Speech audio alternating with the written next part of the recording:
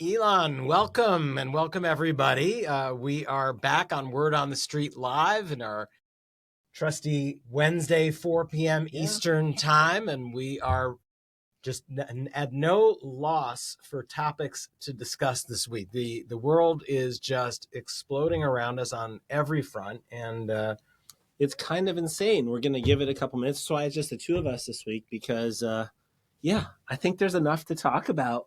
You know, we got boards of peace, Greenland takeovers, APAC doing some strange, inexplicable things we'll talk about. I mean, it's and we almost went to war with Iran just less than a week ago, and that seems like, and Venezuela. So it is very, very hard to keep up. But the world is moving at its own pace right now, and we're going to try to keep up.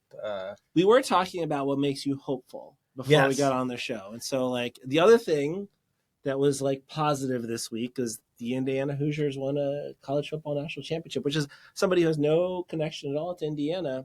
I just thought it was kind of cool. Like, literally the worst college football team in the history of the sport for the last 60 years out of nowhere in 2 years. This is, I mean, frankly, if it was so easy to flip the debate on Israel. Right. Well, I was saying before, I don't know how many people who are following J Street and following us on Word on the Street are college football fans. I'll be honest, I'm not sure the Venn diagram, the size of the Venn diagram there. It's right here, but though. I will say that the essential message that J Street supports underdogs, right? And we want the little guy to come out ahead. That is backed up by the storyline of the Indiana Hoosiers and their national football championship. Yep, 100%. Absolutely. All right. So we have a lot of ground to cover. For those of you who are just joining us now, please do hit the heart button and send us some love and say that you like this show, and we will get ever further up the algorithm. God knows what the algorithm is for us for Substack. But anyhow, all right, let's start. Yeah, no. So Jeremy, we're going to flip it around a little bit. Usually, like, right, I'm the wonk, you're the hack, right? I always am uncomfortable with that. We're going to demonstrate to people that Jeremy can also be the wonk. And you wrote a piece this weekend about phase 2. We've now moved into, finally, for 3 months, we've been talking about phase 2 and what happens next in Gaza. And we are apparently in phase 2. What does that mean, and what was your initial take on it? So just reminding folks that back in the fall, the president and his team announced a 20-point plan for Gaza, for a ceasefire, and for the redevelopment in the next stages of what would happen in the Israeli-Palestinian conflict and the broader regional conflict, actually. And what it did was it tied together two sets of ideas. One was a set of ideas about how to reach an immediate ceasefire and get the hostages released and surge aid. And that was sort of commonly referred to as phase 1.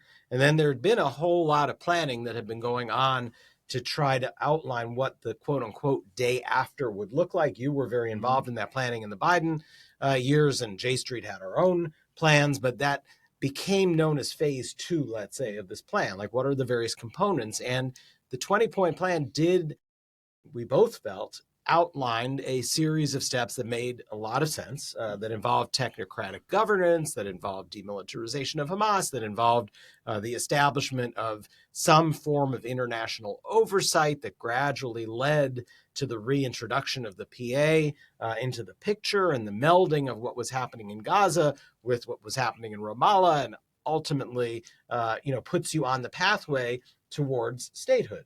And a recognition in the 20-point plan that the ultimate aspiration and legitimate aspiration of the Palestinian people is for statehood. And this is all, phase 2. But the big question was, could we get beyond the simple stopping the major fighting, getting the hostages out, and actually start doing some of the things that needed to happen for the long run? So last week, Steve Witkoff, on his, where you do everything these days, right, on his social media feeds, announces we are now in phase 2, that this decree comes down from the White House, that we are now in phase 2, and several components were announced. One, and I sort of categorized it as the good, the bad, and the insane, right? And we're going to spend a lot of time on the insane today, but let's just talk quickly about the good. Oh, and so the good is a 15-member Palestinian working committee that consists of 15 people who are relatively known in the Palestinian governance circles, and they are people with roots in Gaza. They are not political, not members of Hamas, not members of Fatah, not necessarily ever having been involved in Palestinian politics, but they may have been a deputy transportation minister, right? They may have run a hospital. They may have been responsible for sewage. I mean, the kinds of people you need to actually run a government. And 15 of them were announced. They agreed. Hamas recognized them. The PA welcomed it from Ramallah. The 15 of them gathered in Cairo. They had a series of meetings. That was good, right? And then an announcement was made about something that would be called an executive board for Gaza, which was supposed to be an executive committee on behalf of this board of peace that Trump had somehow come up with and that was in the UN resolution back in the fall. But this executive committee has people on it like Witkoff and Kushner, but also the foreign minister of Turkey and the can't remember if it's an ambassador from Qatar or it's some representative of Qatar. Sigrid Kaag, former UN, and Nikolai Mladenov, who was a UN envoy, just like Sigrid Kaag was, but he did it for like 8 years. Both Mladenov and Kaag are very serious people that we've both worked with and met, know what they're doing. So the idea that Mladenov is going to be essentially the high representative of this board that would be dealing with the Palestinian working group, again, I would rank that as good news. The final third piece that I put as the good part was the announcement of an American general with a good reputation. Jeffers. Jeffers, who you've worked with, and he's going to be, quote unquote, in command of this international stabilization force at the moment. He's also the only member. So it's very easy to have people follow your commands when you're the only guy. But, I'm joking, but the idea that there's a person named and that he's that person is good. So that's the good. Yeah. And look, on the good, on all those things, I think especially the technocratic government, really important step. They're still not physically able to get into Gaza. That's a huge problem. They're still, right. They're stuck in Cairo, right? Yeah. The Israeli government won't let them back through Rafah. The Israeli government won't let them back through Rafah because there's no agreement on people going in and out, right? The fact that you don't have this international stabilization force, any members of it, and when people aren't really talking about it, that's a big red flag because you need that force. That's a critical piece of trying to establish alternative security on the ground in Gaza. But, this is going to be a hard, messy slog. It's going to take a long time. And if this is the best we can do for at least the start, it's not so bad. I mean, to get this group together, this Palestinian group, you're also going to need all the different Arab states to agree. They have. That's important. That's not easy. And I agree with you, Jeremy. Mladenov is a serious guy. Arguably, we've had this UN special rep kind of job for the last 20 years since the quartet was established. And he's arguably been the most effective UN rep that there's been. So there's good in this. I think interesting also, maybe we'll get to it, is the reaction in Israel, which was fascinating. So tell us a little bit about that. I don't know if folks are following this closely enough to know that the thing that really seems to drive Israeli politics around all of this is the involvement of Turkey and Qatar.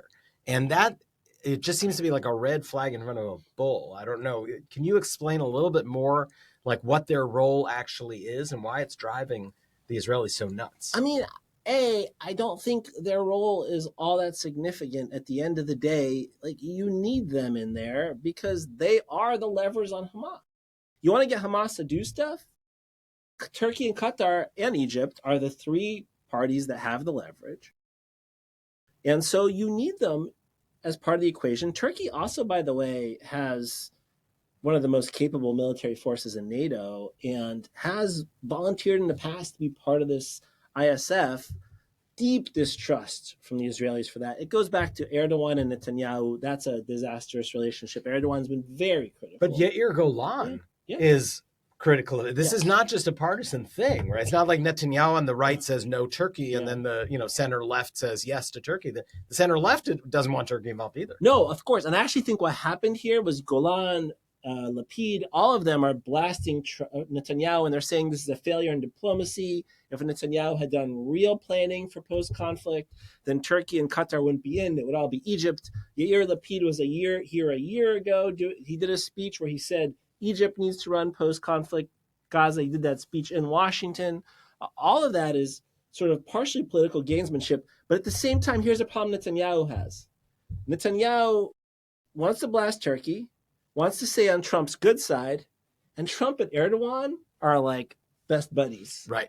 And so you saw it during the Trump-Bibi meeting where Trump was saying all kinds of nice things about Erdogan. He was quiet. Even the reaction to this, Bibi has so little leverage with Trump that like the objection that came from the prime minister's office was in the form of a tweet.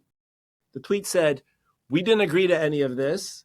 The second tweet didn't say, I'm going to call the president. It said, I have instructed the foreign minister to complain, because Bibi is terrified of actually picking up the phone and calling Trump to complain about this. So he's instead, hey, foreign minister, can you deal with this problem and call Marco Rubio? So what happened then? The journalists then pick up the phone and they call the White House to say, well, what's your reaction? So what was the White House reaction to Bibi being upset about the composition of the board? Tough.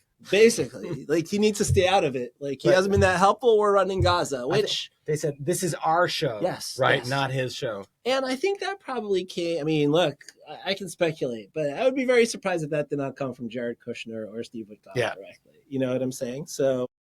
And it goes back to my thing a couple of weeks ago about channeling your inner Ram, right? It's like, no, this is our show. We're going to tell you how to do it. And you got to do it the way we want to do it. But it also very much goes to like the danger now is twofold.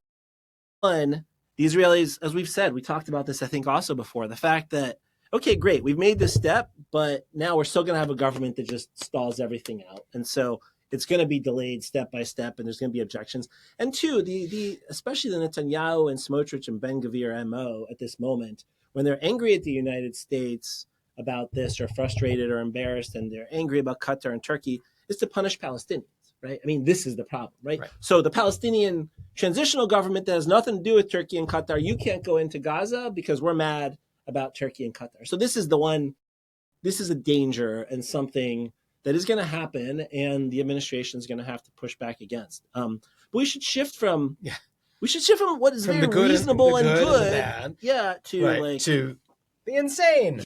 The insane is this quote unquote board of peace. Now, the president is in Davos today, and he gave a 2-hour rambling speech. I think from what I heard, I didn't have 2 free hours yesterday. He did an hour and a half press conference. I don't know who has time to actually watch these things, but as I understand it, they also then headed towards signing the actual charter for this quote unquote board of peace. So Elon, tell us a little bit about just how insane this board of peace is. And I want to separate this out, by the way, from the Gaza work. There is a set of things that relates to Gaza that you and I and J Street can work with and support.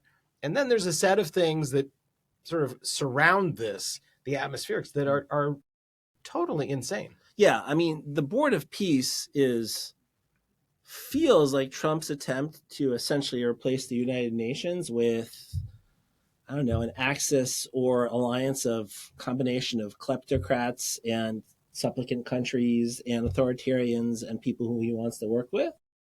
The bylaws have some really crazy things in them, starting with the fact that Donald Trump is in charge. He has veto over everything.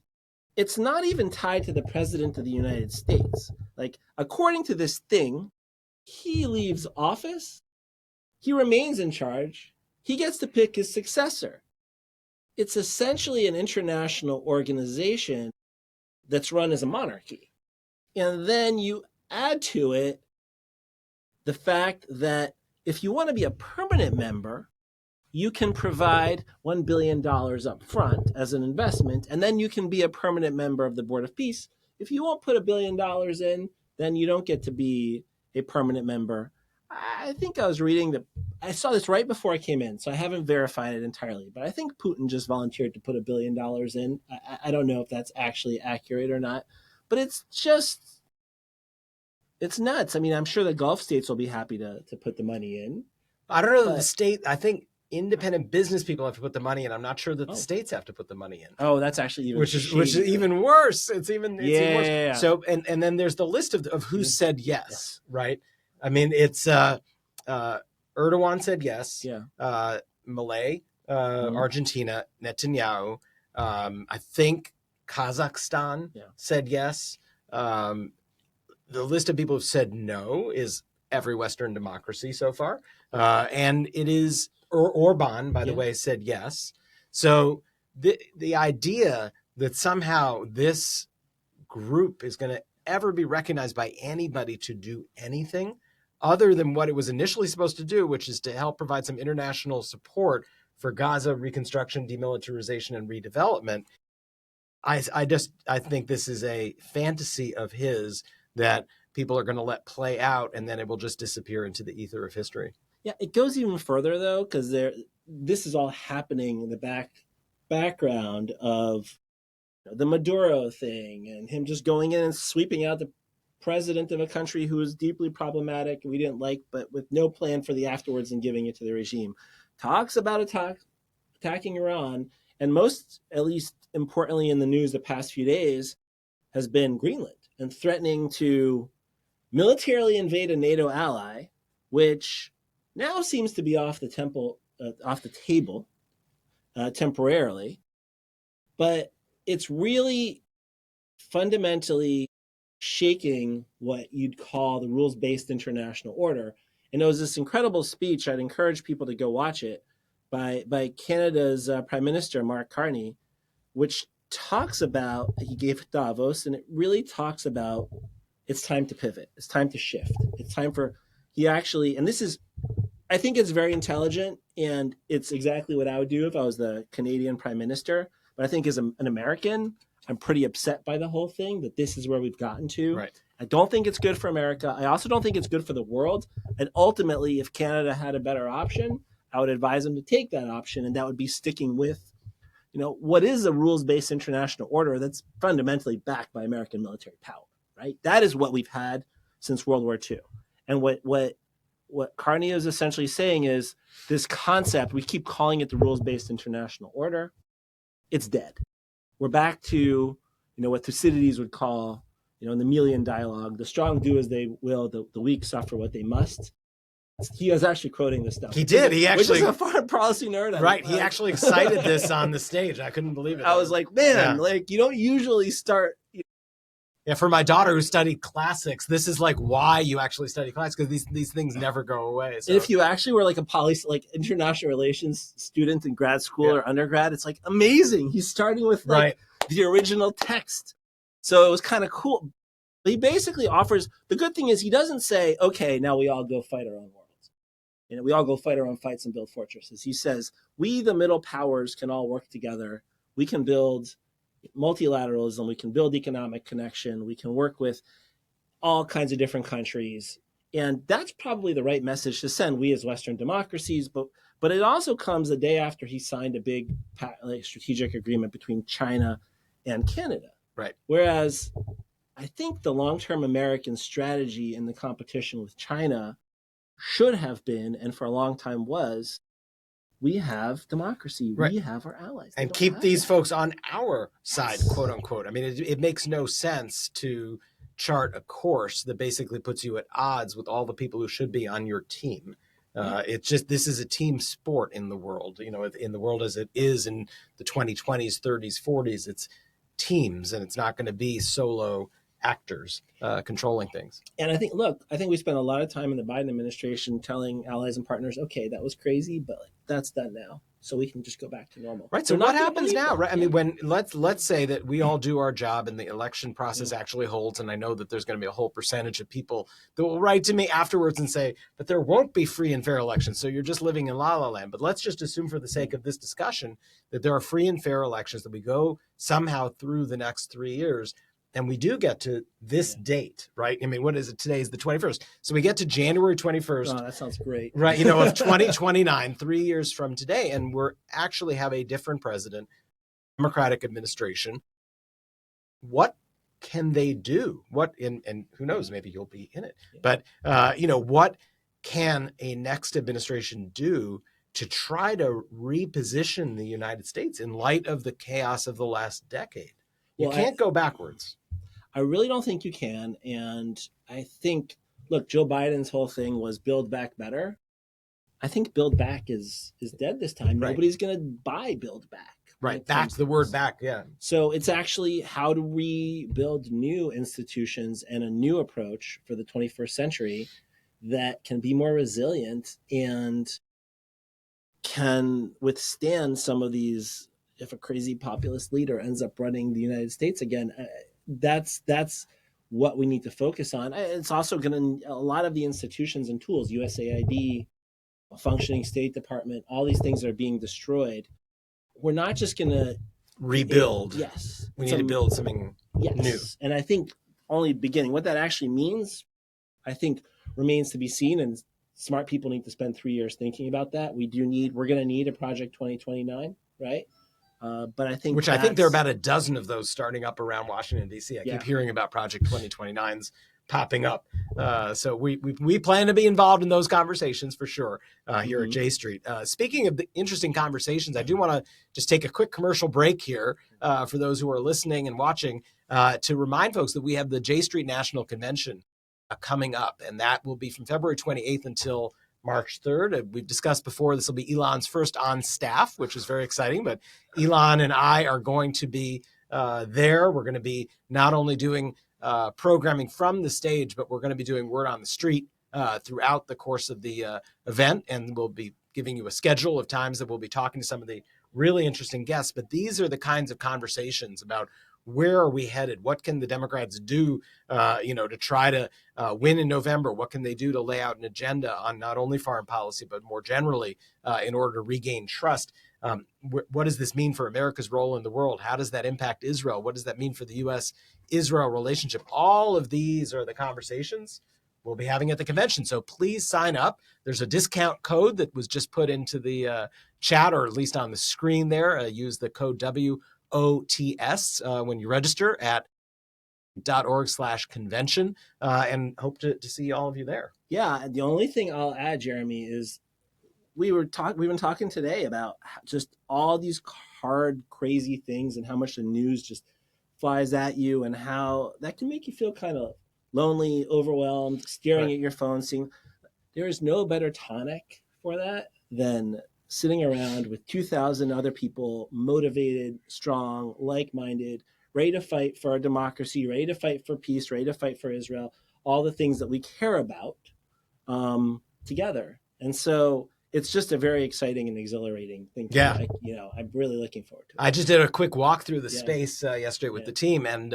saw where we're going to have tables for about 25 partner organizations, all of the organizations that the Word on the Street universe, the J Street universe loves, that are doing incredible work, whether it is monitoring settlements on the West Bank through Peace Now's work, or it is the New Israel Fund, which funds so many incredible on-the-ground organizations, or groups like Standing Together, working on coexistence within Israel. These are all going to be exhibiting and partner groups. They're going to have tables and people there, and it's just going to be a real coming together of an entire movement, and that's what I just love about it.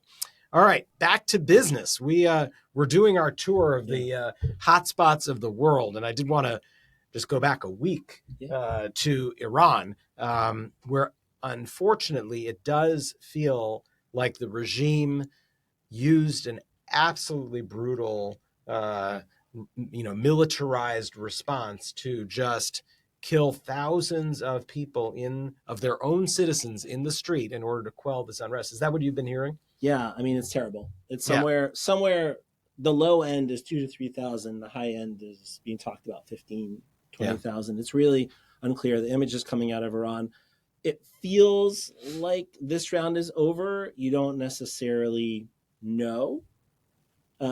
These things, look, during the Iranian Revolution, you had these spurs every 40 days, right? You have 40 days a morning. That's in Shia Islam. That's a key date. And so will you have another massive surge 40 days from now? Maybe. That was part of the cycle that brought down the Shah. We'll see. I do think the role that the U.S. played in this is Yeah, important. let's talk about that. And frankly reckless, right? I think this is part of the problem. Trump goes out there. We have protests, which were meaningful. Trump goes out there and he's like, "We will be with you, protesters," which really generated a lot of more people coming out. And he said, "We will strike the regime if they go after you." And people were like, "Go kill." The protesters were talking about he needs to kill Khamenei, he needs to do all these things. This was right after Maduro. And then the whole region turns to Trump and his military turns to him and says, "We're not postured to actually respond if Iran starts launching missiles all over the region. We don't have the stuff to do that. It's going to take a couple weeks to get the stuff in there."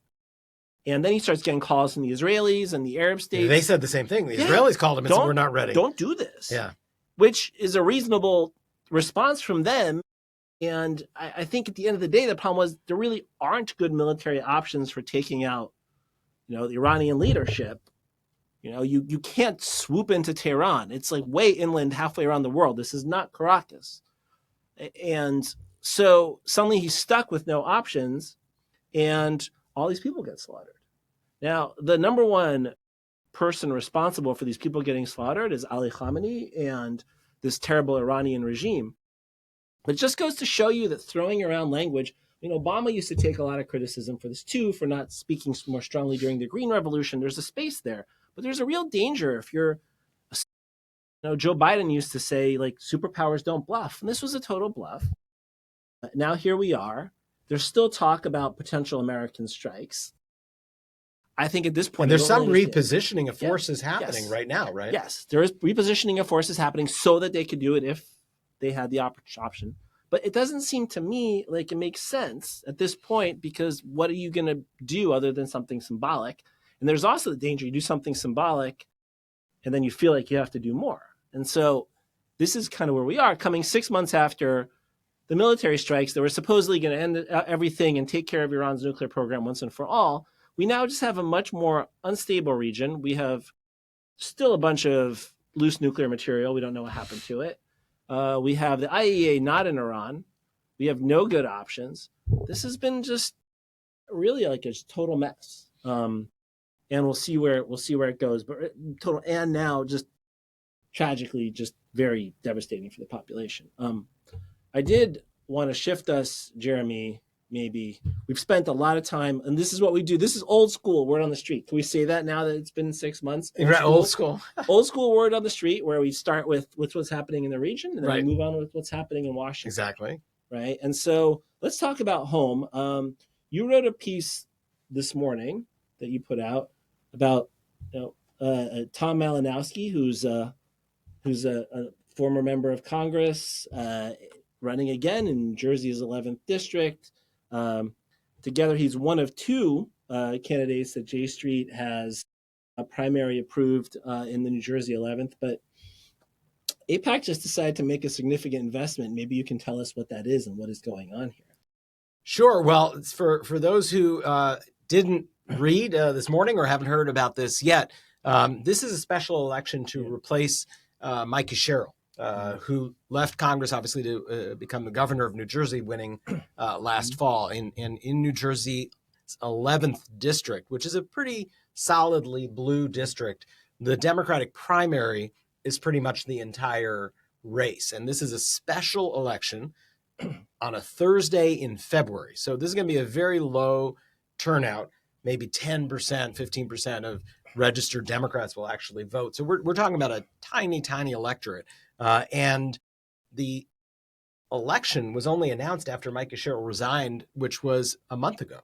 And so there hasn't been a whole lot of time for people to get their fundraising going, to get their campaigns up and running. This is a very quick sprint. And Tom Malinowski, who represented the district next to this district for several years in Congress, threw his hat in the ring and quickly became one of the 2 or 3 front runners. And Tom is someone that Elon and I have known well before he was ever in Congress, because he was in the Obama administration in the State Department. He was the Assistant Secretary for Democracy and Human Rights. And also he was the Washington director of the Human Rights Watch office here in Washington, D.C. So he's a long time foreign policy expert, human rights focused guy that a lot of us have a lot of respect for professionally. And he was a good member of Congress. J Street endorsed him when he was in Congress. And in this election, as Elon said, there's a field of probably 6 or 7 credible candidates, 10 total candidates. And we, as J Street, have primary approved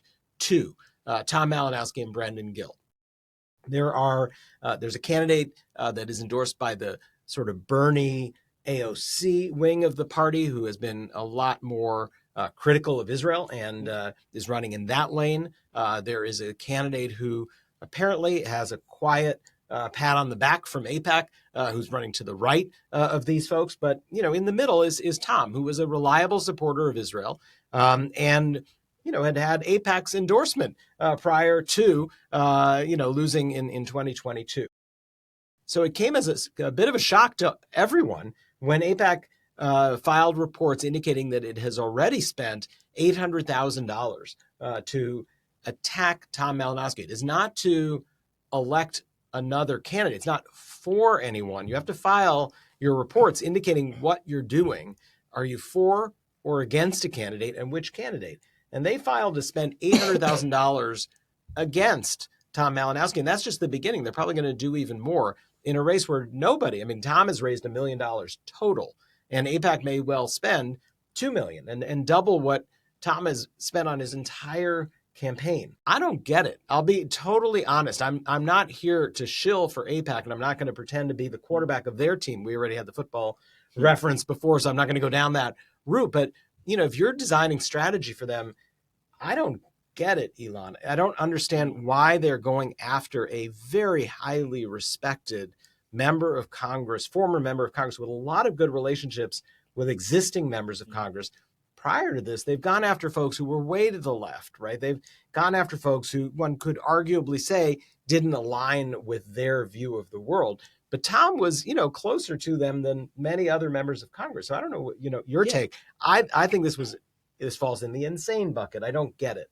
Yeah, and actually, I think it also is going to irritate a lot of members of Congress Totally. who know Tom and are friends with him and respect him as a thoughtful member. And look, there's also a world where this actually ends up opening up a lane for the far left candidate. Right. I mean, the irony of this, right? Talk about the irony of this. What are they advertising about? They're advertising. They took a 2019 vote on funding immigration bill that included ICE. I think it was under the appropriations bill. It's a bipartisan vote that most Democrats, the majority Democrats voted for. Yeah, about 100 Democrats didn't vote for it. I will say, the progressive wing of the party voted against the bill, but the majority voted for it. And he voted for it. And they're attacking him for supporting ICE. Now, this is AIPAC that, first of all, is supporting a lot of candidates who are all in on Trump and all in on ICE, and has also been supporting a lot of, January 6th deniers. That apparently is no problem.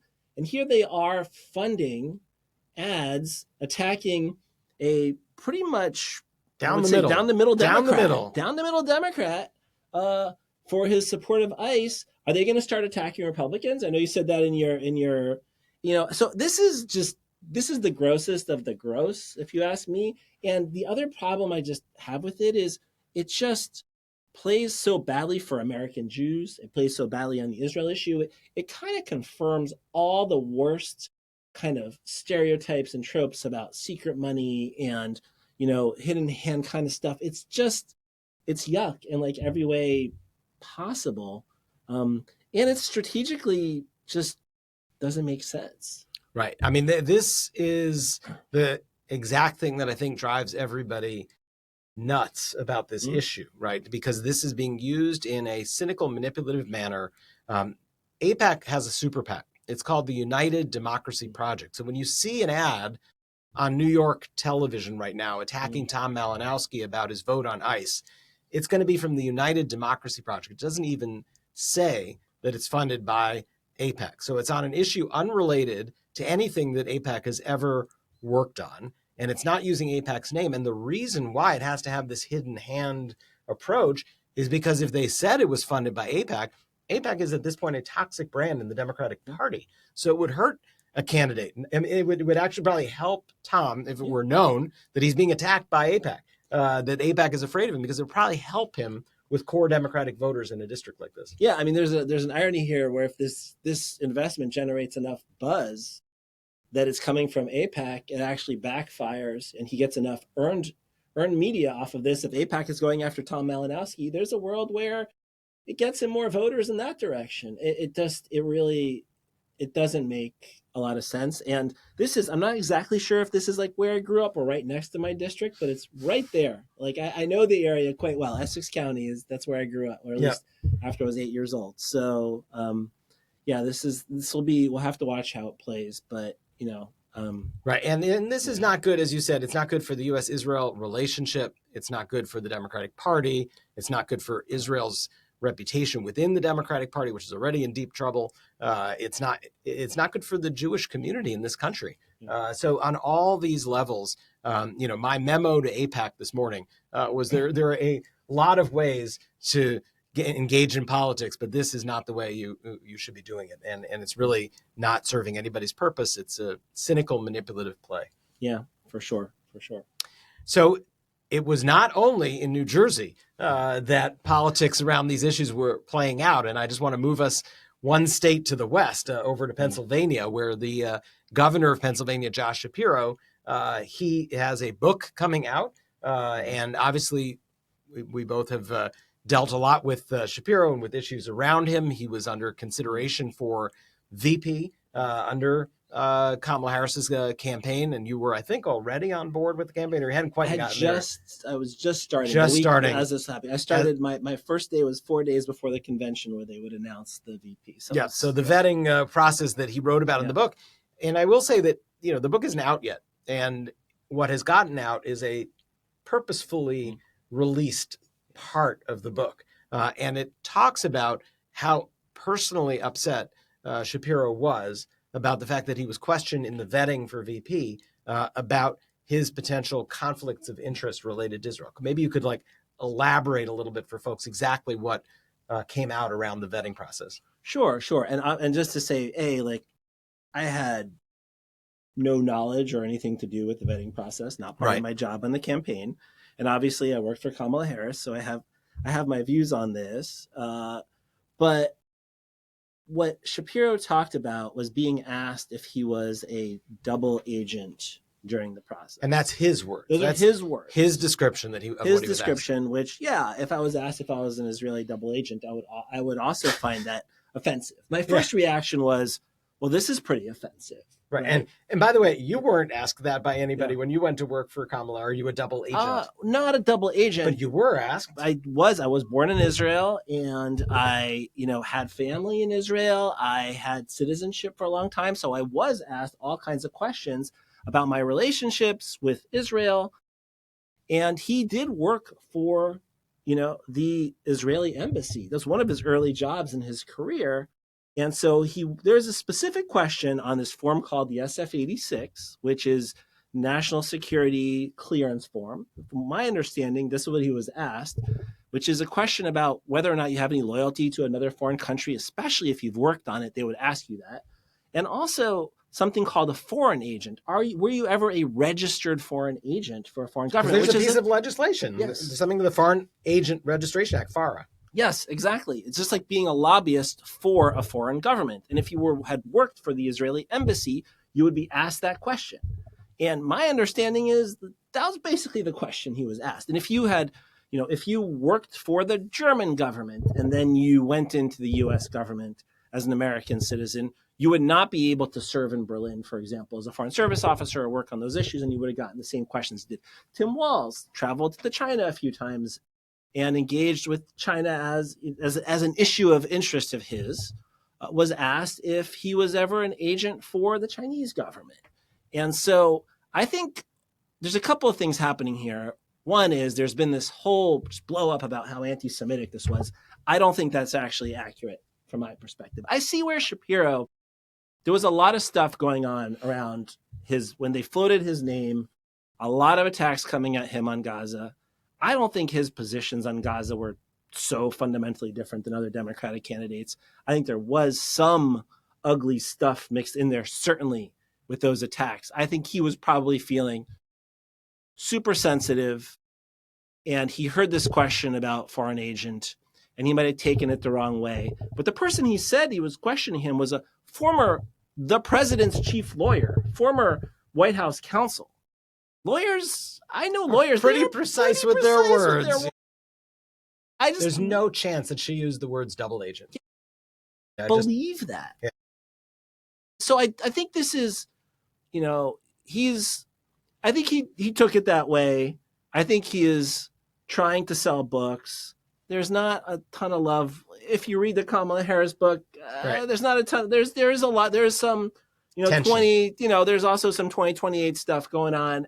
These are all things that are happening, but, at the same time, super damaging for, Jews inside the Democratic Party to again be freaking out about this, and having this whole discussion about anti-Semitism was everywhere in the Democratic Party, where I just really don't believe that's what this was. I mean, right. Jeremy, you also went through this kind of vetting when you worked at the White House. Right. No, I mean, the forms and the numbers haven't changed. This is really sort of scary because it's been like 30 years since I went through this, and it's the exact same form number, and it's the exact same questions, because this is what you want to know when you're putting people into sensitive positions and potentially, the VP and what I was doing are not exactly at the same level. And, neither of us have been, vetted at that extent. But even just for your basic White House job, to understand what are the points of vulnerability, where could a foreign entity potentially exploit some form of connection. And this is, you have to, it's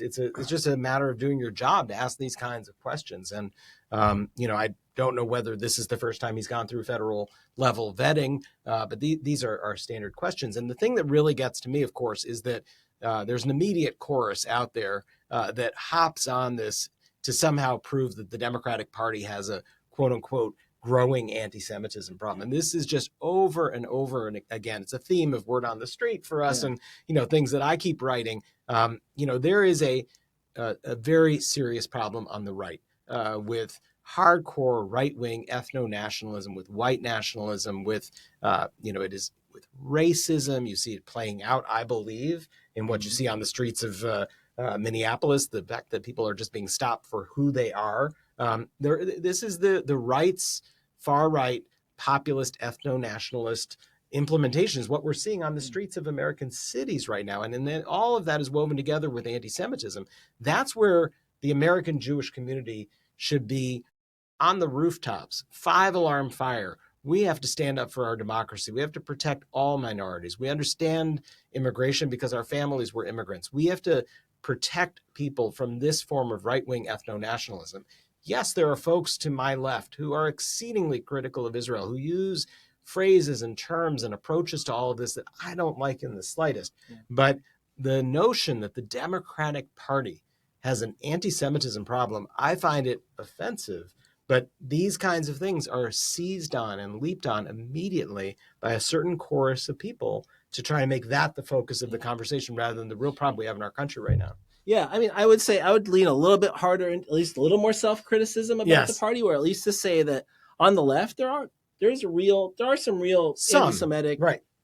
But this is not the example, guys. This is a lawyer doing her job. Yeah, as part of the vetting process. Right, so, exactly. And this is the problem I have is when, we didn't really talk about it this week, and I know we're going to have a longer conversation about this at some point, but when Lindsey Graham comes out and says, I want to cut off aid to Israel faster than Bibi Netanyahu, and everybody just yawns. And when Elon Musk comes out and is, doing Nazi salutes and the ADL is kind of tweeting excuses for him, and then you compare it to this, and it's just like grade A meltdown. 2 days worth of stories in Jewish Insider, all about the outrage. It just feels incredibly manufactured. Yes, exactly. So, we've done a pretty good job of covering an entire panoply of stuff. We did not discuss this question of aid. I think it's just fascinating how that is on the back burner and back pages. The notion that after decades of American financial support for the state of Israel that has been the issue for not only AIPAC, but for every single American Jewish organization, the Prime Minister of Israel basically says, we don't need it anymore. the Republican lead senator on all these issues, Lindsey Graham, comes out and says, not only do you not need it, I want to cut it as fast as possible. And it's just crickets. Yep. So we'll talk about that more. I think that'll be a featured. That feels like an episode. That is an episode all in and of itself. Yeah. So. In fact, I think, one of the people we need to bring in is someone who was deeply involved in the negotiating of the last MOU. So I've got memorandum of understanding, the 10-year deal that was signed under Obama. And I've got a feeling we're going to try to get one of the people who helped negotiate that and give us a little bit of inside flavor of all of that from 10 years ago. So anyhow, it's been a great conversation with my friend and colleague, Elon Goldenberg. We are winding things down. Elon, we want to ask something every week that will be a repetitive question that we come back to. And one of the things I'm always asked for is what gives me hope? And so let me just close out by asking you, given what the litany of what we just went through, from Venezuela to Iran to Greenland to Davos to this crazy board of peace and the insanity of AIPAC attacking Tom Malinowski and blowing up of anti-Semitism, what gives you hope through all of this? Well, two things. At the moment. One is the Indiana Hoosiers, right? Because come back to the because Hoosiers. We'll come back to where we started, which is if an underdog like that can just somehow manage to win a national championship, then anything is possible. The other, all right, this is a little hokey, or maybe it's like not even hokey, but it is something I go back to and have been going back to since October 7th, right? For 2.5 years now, which is if you told people right at the end of the Yom Kippur War, the greatest trauma that Israel had seen in a generation, that 5 years later you'd have peace with Egypt, I think people would have looked at you like you were nuts. And I still think we're in this very squishy moment and very transitional moment in terms of the Israeli-Palestinian conflict. I think there's a lot that could happen this year, especially after we have elections in Israel. That's what motivates me. But I don't know if there's anything you want to finish on this front with. Yeah, no, I mean, look, I want to come back to the convention. One of the things that gives me hope is just the community of people involved in J Street. And I'm looking forward to seeing everybody here in about a month and a half, just looking at the calendar, about a little over a month, February 28th. So I'm looking forward to that. And we will be continuing the conversations Wednesdays, 4 p.m. Eastern time on Word on the Street Live. This is Jeremy Benamy and Elon Goldenberg from Washington, D.C., wishing everybody the best and good luck surviving every single news cycle that we are living through right now. And listen to Mark Carney's speech. I think that's good. It's really a worthwhile listen, about 15 minutes long. Yeah, so, sure. All right. Take care, everybody.